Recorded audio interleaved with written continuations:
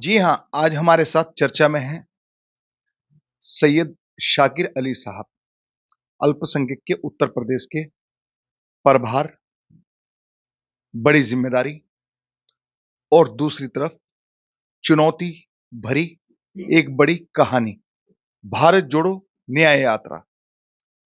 सैयद शाकिर अली साहब, आज चर्चा का जो मेन विषय है,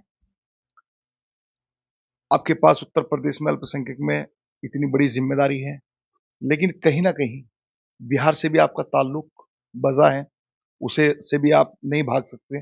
जैसे कि बिहार में भारत जोड़ो न्याय यात्रा शुरू हुई, तो एक तरफ तो मोहब्बत की दुकान खोल रहे हैं आप लोग और दूसरी तरफ जो महागठबंधन की स्थिति थी, महागठबंधन की स्थिति पूर्ण तरीके से ज़मीन पर आने से पहले ही फिसलती हुई नज़र आ रही है ज़मीन आपकी। ऐसा क्यों हुआ है जो नीतीश आपका साथ छोड़कर अलग हो गए? देखिए, सबसे पहले मैं आपको बता दूँ कि नीतीश कुमार एक पॉलिटिकल व्यक्तित्व हैं, देश में एक जाना-माना चेहरा है, लेकिन सच्चाई और न्याय के राह में जो हमारे साथ हैं, वही जनहित में देश के लीडर हैं। अन्यथा वो लीडर नहीं हैं जो देश के खिलाफ, जो मुखबिरों के साथ चले जाएँ और नीतीश जी की अपनी एक बड़ी मजबूरी रही होगी, क्योंकि आपको पता है कि आजकल जिसे हम लोगों ने देश में न्याय प्रक्रिया के लिए लागू किया था, ईडी, सीबीआई, उनका मिसयूज़ हो रहा है।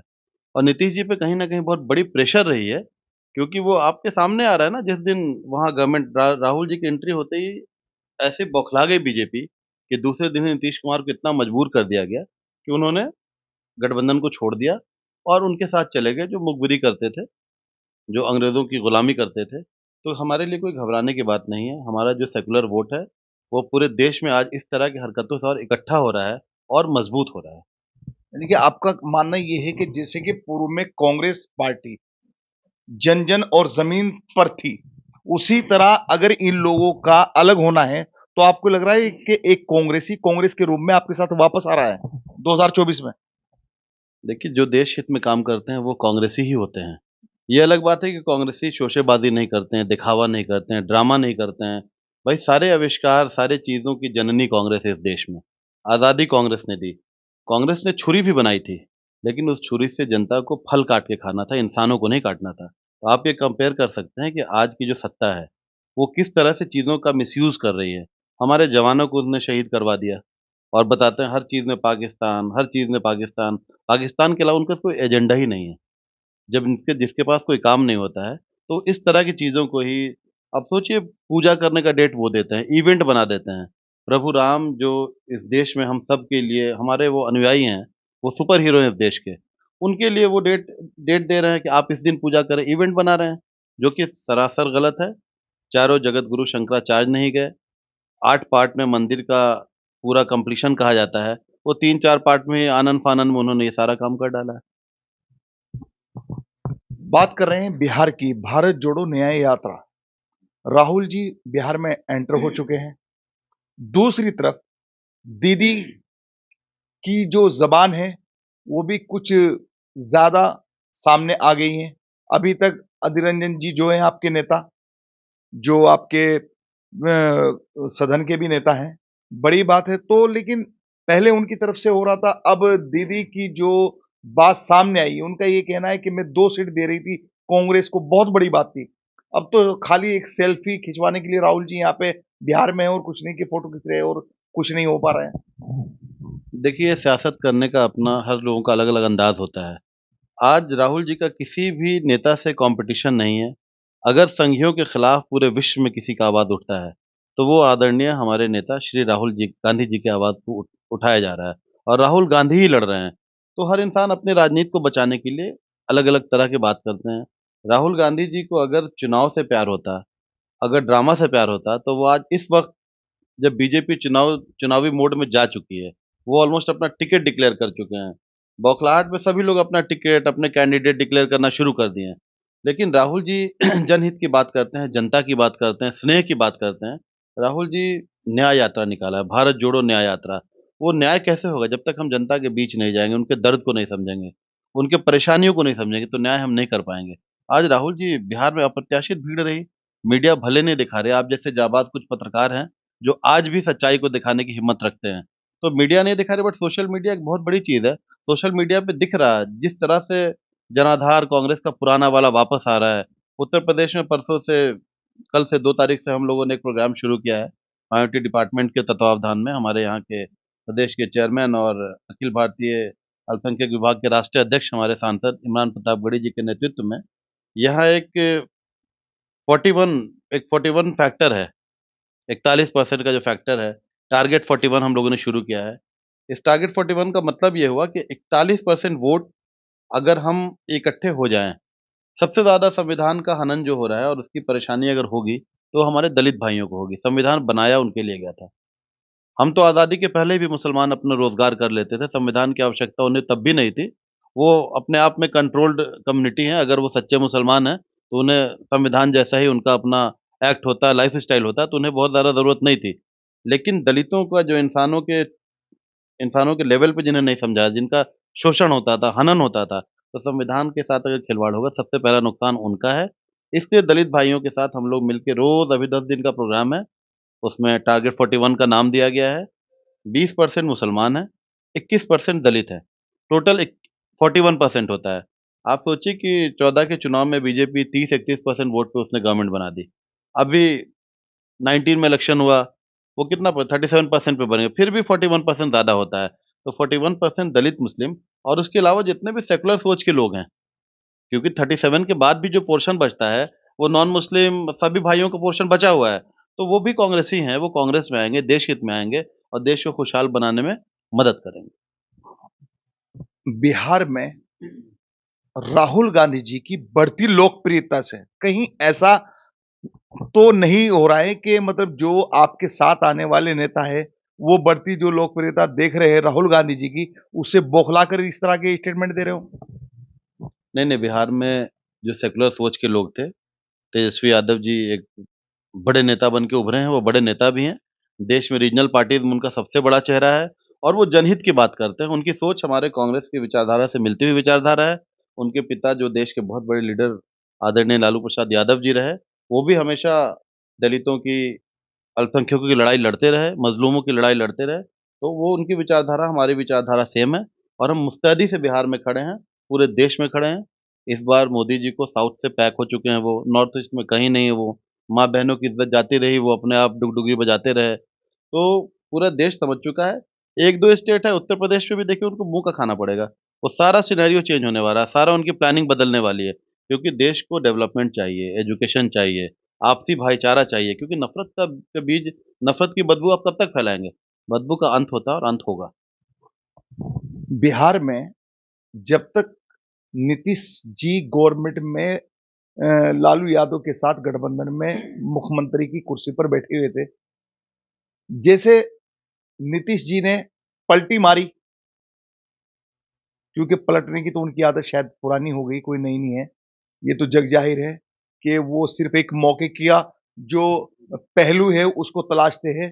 लेकिन इसमें एक बात शाकिर साहब बड़ी गंभीर है कि जिस तरीके से नीतीश जी का पलटी मारना और दूसरे ही दिन लालू के यहाँ ईडी का पहुंचना, तो इस पर क्या कहेंगे आप? ये तो स्पष्ट है, जनता देख रही है कि बदले की भावना से उनकी जो डर है, उनकी जो दहशत है, वो सामने साफ दिख रही है। जब उन्होंने मुख्यमंत्री को डरा के अपने पाले में कर लिया, तो फिर ये क्या बताना चाह रहे हैं? ये साफ बताना चाह रहे हैं कि मैं बैकवर्ड, अल्पसंख्यक, गरीबों, मज़लूमों के खिलाफ हूँ। मैं 2-3 लोगों के हाथ का कठपुतली हूँ, वो जैसा नचाते हैं, मैं वैसा नाचता हूँ। ये साफ ज़ाहिर हो रहा है कि जनता ये देख रही है और इसका जवाब मैं नहीं, जनता उनको हर चुनाव में, अभी आप देखिए तेलंगाना में दिया, कर्नाटक में दिया, हर जगह उनको जवाब, हिमाचल में दिया। वो पूजा-पाठ की बात करते हैं, मैं तो हमेशा से कहता हूँ कि देवताओं ने हमें आशीर्वाद दे दिया। देवभूमि कहते हैं हिमाचल को, वहाँ सबसे पहले आशीर्वाद मिल गया। तो कोई चिंता का विषय नहीं है। आने वाले चुनाव में हमारे सम्मान्य नेता, देश के लोकप्रिय नेता, जो अपने मुख कमलों से कभी नहीं कहते हैं, लेकिन जनता उन्हें देश का प्रधानमंत्री देखना चाह रही है। बिल्कुल बात सही है, लेकिन 2024 के चुनाव पर आपका तो अभी तक गठबंधन भी फाइनल नहीं हुआ जमीन पर। लेकिन जो आपका, जिसे आप चुनाव मानते हैं, जो अभी रूलिंग पार्टी है सत्ता में, उनका आपने देखा होगा कि कार्यालय जो लोकसभा कार्यालय बनने वाले हैं, उन कार्यालयों का उद्घाटन भी उन्होंने करने शुरू कर दिए हैं। आपके यहाँ तो अभी तक कोई ज़मीन दिखाई नहीं दे रही कि प्रत्याशी या गठबंधन किसको ये सीट मिलनी है, कैसे मिलनी है। ये मेन चीज़ है शाकिर साहब के मतलब जब अभी तक गठबंधन ही क्लियर नहीं तो प्रत्याशी कब मैदान में आएगा, वो कब कार्यालय खुलेंगे क्षेत्र में, तो ये चीज़ें लोग इस चीज़ का भी जवाब चाहते हैं। ये देखिए, कार्यालय खोलना तो उनका अपना व्यक्तिगत चीज़ है। मैं भी अपने कार्यालय में बैठा हूँ, तो ये तो व्यक्तिगत चीज़ है, इसमें पार्टी का निर्देश नहीं होता है, आपके व्यक्तिगत काम के लिए सुचारू ढंग से कैसे काम करें। अब वो पॉलिटिकल कार्यालय चुनाव के लिए अगर खोल चुके हैं, तो बड़ी अजीबो-गरीब बात है, क्योंकि आचार संहिता लगने के पहले आप कार्यालय चुनावी कार्यालय नहीं खोल सकते हैं, उस नाम से नहीं खोल सकते, आप भी जानते हैं, पत्रकार हैं। और उन्हें तो ऐसा लगता है कि वो परमानेंट है, फाइनल है, लेकिन मैं हमेशा कहता हूँ, जब रावण जैसा कद्दावर, घमंड करने वाला आदमी नहीं रहा, ये तो बहुत छोटी-सी चीज़ है। बड़ी छोटी-सी चीज़ है, ईश्वर ने हाल-फिलहाल कोरोना जो बीमारी थी, बड़े-बड़े लोग मतलब दिया से ही मामूली तरीके से बुझ के चले गए। तो जनहित में काम करें, मैं अभी भी उन्हें ये अपने तरफ से निवेदन करता हूँ कि भारत को समझें, भारत की संस्कृति को समझें, भारत के हृदय को समझें। भारत ये कोई इज़राइल नहीं है, जहाँ सिर्फ़ आदमी प्रोफ़ेशनल बात करे। भारत ऋषि-मुनियों का देश है, भारत सूफ़ी संतों का देश है। ये इसी तरह चला और इसी तरह चलेगा।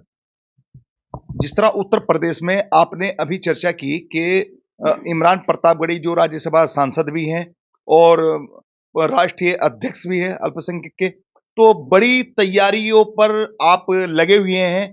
तो क्या 2024 के चुनाव को लेकर ये सब तैयारी का जो मुहिम है, वो छेड़ रहे हो या मतलब भारत जोड़ो न्याय यात्रा की तैयारी है?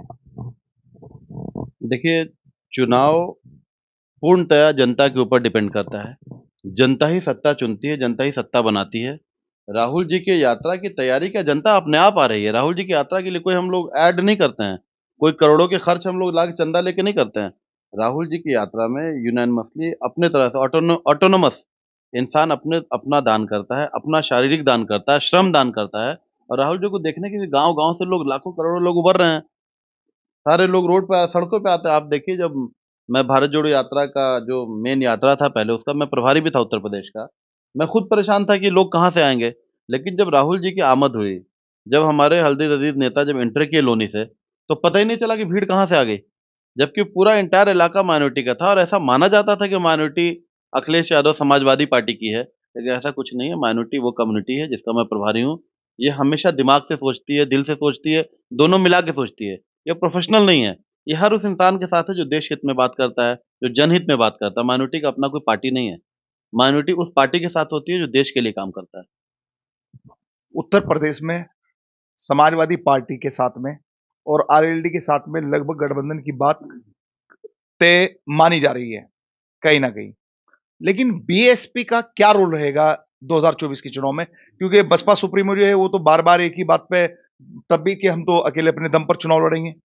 तो क्या कोई बात चल रही है या मतलब यही सत्य है कि मायावती को गठबंधन में नहीं लिया जाएगा या मायावती खुद से गठबंधन में नहीं आ रही है? नहीं, देखिए, बड़े इम्पोर्टेंट सवाल आपने की है। इसके लिए उच्च स्तरीय प्रतिनिधि मंडल तय किया गया है, एक टीम बनाई गई है, उसमें गठन हुआ है, उसपे सारे पहलुओं पे ध्यान दिया जा रहा है और उस टीम में ख़ास तौर से ये ध्यान दिया जा रहा है कि किसी भी पार्टी का, किसी भी सामान्य विचारधारा की पार्टी का हनन ना हो, किसी के साथ गलती ना हो, इससे सबके लिए बराबर की हिस्सेदारी होगी और वक़्त आते ही आपको पता चलेगा कि जितने भी सेकुलर सोच की पार्टी हैं, जनहित की पार्टी है, जो देश हित में सोचती है, वो सारी पार्टी इकट्ठे होके इस दमनकारी, महिला विरोधी, गरीब विरोधी पार्टी का खात्मा करेगी। अभी जब से आप उत्तर प्रदेश के प्रभारी बने हैं, तो आपने लखनऊ की शायद मेरे ख्याल से यात्रा कर ही चुके हैं आप। तो लखनऊ में क्या मकसद था मेन लखनऊ पहुँचने का? आप अभी कुछ समय पहले लखनऊ पहुँचे थे।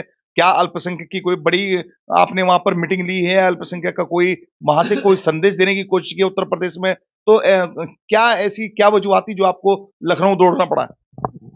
नहीं, वो दौड़ना नहीं था, वो एक प्रक्रिया है। जैसे कहीं आप जाते हैं न्यूज़ कवर करने, तो दौड़ना नहीं, वो एक प्रक्रिया है न्यूज़ लेने के लिए। तो क्योंकि हमारा प्रदेश मुख्यालय है, हमारे प्रदेश के चेयरमैन वहाँ सारे ज़िलों से काम करने के बाद हम लोगों की बात हुई। फिर वहाँ हमने एक प्रदेश स्तरीय मीटिंग रखी, इम्पोर्टेंट लोगों को बुलवाया अल्पसंख्यक विभाग के। करीब 4-5 घंटे की लंबी मीटिंग चली। सारे पहलुओं पे बात हुई, हमें कहाँ काम करना है, कहाँ हमारी कमी है, कहाँ हम लोग कमज़ोर रह गए। देखिए, दिखावा तो हम लोग कभी करेंगे नहीं। क्योंकि ये पार्टी का संस्कार झूठ बोलने का है ही नहीं। हम लोगों ने अंग्रेज़ों को भगाया था, इन्हें भी भगाना है, बड़े तरीके से भगाएँगे।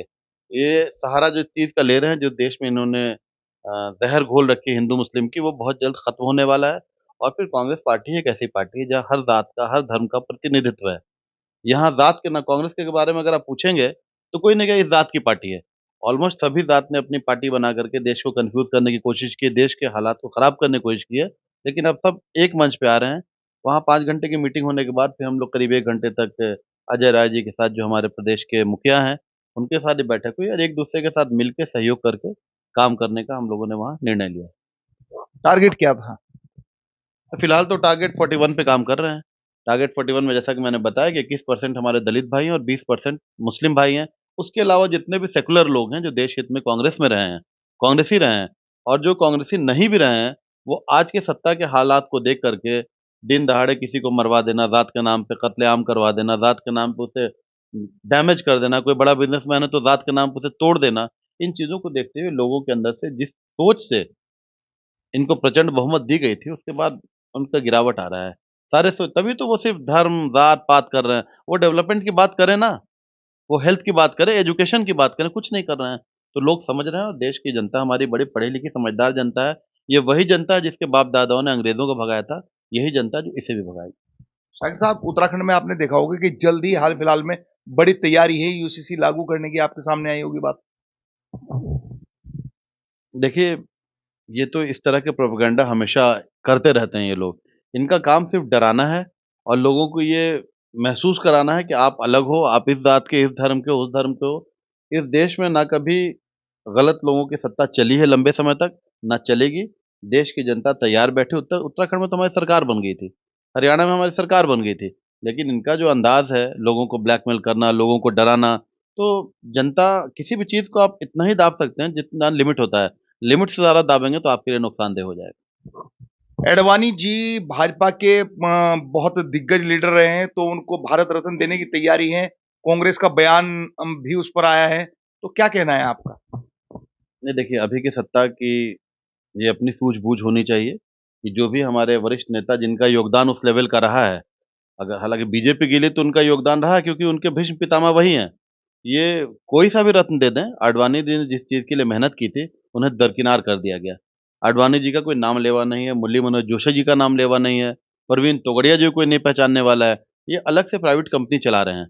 अगर सच पूछा जाए तो जात-पात के जो तरीके को जो जात-पात को जो बढ़ावा दिया गया था, तो उसके उस्ताद हैं वो लोग। उन्हें भी उन लोगों ने साइड कर दिया। अब किसी तरह का रत्न दे दें, रत्नों का अपमान करें। और रत्न की बात करते हो तो हमारे देश की बेटियों ने रत्न उनका वापस कर दिया। आपको पता होगा जो जितने रेसलर हैं, कान में इन लोग रुई डाल के बैठे रहे और देश की बहू-बेटियाँ की यही इज़्ज़त है। अब वो नॉर्मल नहीं, वो बहू-बेटियों से उठ के मेहनत करके, ज़िंदगी कुर्बानी दे के उन्होंने मेडल लाया था, उस मेडल का भी अपमान किया। तो ये सब आपके सामने किसानों को इन्होंने मरवाया, 8 साढ़े 800 किसानों को मरवाया। अभी देखिए पंजाब में मेयर बना लिया चोरी से। सबके सामने आ रहा है, लेकिन जनता कर क्या सकती है बेचारी? ये 60-70% जनता का तो काम है चीज़ों को एक्सेप्ट कर लेना। एक दिन मौका मिलता है वोट देने का, उस दिन वो ज़ात-पात के आधार पे बहक जाते हैं, लेकिन अब जनता बहकने वाली नहीं, उसे अपने मत का अधिकार भी पता चल गया है। उत्तर प्रदेश पे कितने सीटों पर कांग्रेस पार्टी लोकसभा चुनाव लड़ने की तैयारी में है 2024 पर? देखिए, तैयारी तो हमारी सारी सीटों पर है, पूरे देश में देश को हमने चलाया है, देश को हम आगे भी चलाएँगे। देश की स्थिति खराब हो गई है, खराब कर दिया गया है। उत्तर प्रदेश में हमारे सहयोगियों के साथ जो बैठक हो चल रही है कंटिन्यू, उसमें विन-विन सिचुएशन में जो जहाँ जिस सीट पे मज़बूत है, वो वहाँ लड़ेंगे और बीजेपी को अपने मंसूबे पे फ़ेल होना पड़ेगा, उन्हें हार का सामना करना पड़ेगा। सही है साकिब साहब, आपके ऊपर इतनी बड़ी ज़िम्मेदारी है, अल्पसंख्यक विभाग पर, जहाँ एक तरफ सुप्रीमो ने आप पर इतना बड़ा विश्वास जताया है, लेकिन चुनौतियों भरी और काँटों भरा ताज है जो आपको गुलदस्ता बनाकर आपके गले में डाल दिया गया है। ये तो आप मानती होंगी, क्योंकि उत्तर प्रदेश में जो हालात है वो सही नहीं है, तो उसके लिए आपको बड़ी ही एक तरीके से उस पे से गुज़रना होगा, जो कि एक बड़ी आज़माइश का दौर रहेगा 2024 का चुनाव। क्योंकि अल्पसंख्यक की जिम्मेदारी तो अल्पसंख्यक को इकट्ठा करना, और जहां पर क्षेत्रीय दल पहले से ऑलरेडी मजबूत हो, तो ऐसी स्थिति में कहीं अपने आप को आप कितना मजबूत मानते हो, किस तरीके से इस लड़ाई को पार करोगे 2024? देखिए, हमारा जन्म उस गंगा मैया के तट पे हुआ है, जिस गंगा मैया को आज के प्रधानमंत्री ने बेचा कि माता ने मुझे बुलाया है। पता नहीं गुजरात से कैसे इन्हें बुला लिया गया, माँ तो हमारी है, गंगा मैया के बगल में मैं पैदा हुआ। जहाँ तक काँटों और फूल की बात आपने की, तो इससे हमारे दिमाग में ये आता है, हमारी मजबूती का मैं 2 लाइन में बताना चाहूँ कि हमारे आदरणीय नेता श्री राहुल गांधी जी के विषय में मैं बताऊँ कि खौफ नहीं जिसे मुरझाने का, खौफ नहीं जिसे मुरझाने का, मैं उस गुल के साथ खड़ा हूँ, जैसा भी दौर आए लेकिन मैं राहुल के साथ खड़ा हूँ। और हमारे साथ हर वो लोग खड़े हैं, जो बब्बर शेर हैं, जिनका जिगर शेरों वाला है, क्योंकि आंधी के खिलाफ उड़ना, हल्के-फुल्के चीज़ों का काम नहीं है। आंधी के साथ तो पॉलीथीन भी चलता है, वो भी बड़ा दिखता है कि उड़ रहा है। आपने भी कई दफ़ा उड़ते हुए देखा होगा। लेकिन आंधी के खिलाफ चलने के लिए मज़बूत होना बहुत ज़रूरी है। मुझे फ़क्र है कि मैं कांग्रेस पार्टी का हूँ, हमारा ख़ानदान कांग्रेस पार्टी का रहा है, हमारे पूर्वज कांग्रेस पार्टी के रहे हैं। इसलिए मुझे बहुत फ़क्र है और मैं चाहता हूँ कि जिन लोगों ने आज के नौजवान साथियों ने कांग्रेस पार्टी को बिहार, यूपी में नहीं देखा है, क्योंकि 20-25 साल के बच्चे जो 30 साल से सरकार नहीं है, उन्हें नहीं पता है। तो ये कमी हमारी है। हम पब्लिसिटी नहीं करते क्योंकि हमारी आदत नहीं थी, हम काम करने वाले लोग थे। लेकिन अब थोड़ी बहुत पब्लिसिटी की आवश्यकता हुई है, अपनी सच्चाई को बताने की ज़रूरत है। वो बताया जा रहा है और सारे नौजवान अब राहुल गांधी की तरफ देख रहे हैं। वो उनके स्टार हैं, वो उनके बड़े अच्छे लोकप्रिय नेता हो गए हैं। तो यही चीज़ है। शुक्रिया सैयद साहब। जी, आपका भी बहुत-बहुत शुक्रिया। आप हर मज़बूत मुद्दों पे आपको बड़े आसानी से हम मिल जाते हैं, टाँग खिंचाई करने के लिए। लेकिन चलिए बहुत शुक्रिया आपका और आप आपका चैनल भी आगे बढ़े, आपके माध्यम से। Thank you. हमारे साथ सैयद शागिर अली साहब ने शाहलट में जो चर्चा के दौरान आज बिहार से लेकर दिल्ली और दिल्ली से लेकर उत्तर प्रदेश तक 2024 के चुनाव को लेकर और भारत जोड़ो न्याय यात्रा को लेकर जो मुद्दे थे शाहलट के, उन पर बड़ा ही सटीक जवाब देकर जो एक बड़ी बात कही है और 2024 के चुनाव को लेकर जो तैयारियां हैं वो भी दर्शकों तक शाहलट के माध्यम से पहुंची जाएगी, क्योंकि आज मैं दिल्ली में सिर्फ इंटरव्यू करने के लिए सैयद शागिर साहब का इसीलिए आया हूं कि देखता हूं कि कांग्रेस की अंदरूनी जो पैक्ट है वो कहां खड़ी है और किस तरीके से आगे काम करने का। एक दूसरी बात, जो जिस तरीके से रूलिंग पार्टी काम कर रही है उन चीजों से शायद कांग्रेस पर कोई फर्क नहीं पड़ रहा है। कांग्रेस को तो एक ही चीज दिखाई दे रही है कि भारत जोड़ो यात्रा से जिस तरह हमने हिमाचल प्रदेश जीता, कर्नाटक जीता, तो उसी तरीके से भारत जोड़ो न्याय यात्रा का भी कहीं ना कहीं 2024 में पूर्ण तरीके से असर मान रहे हैं कांग्रेसी। और आप देख रहे हैं कैमरामैन समीर मलिक के साथ अरशद राणा की दिल्ली से एक खास रिपोर्ट।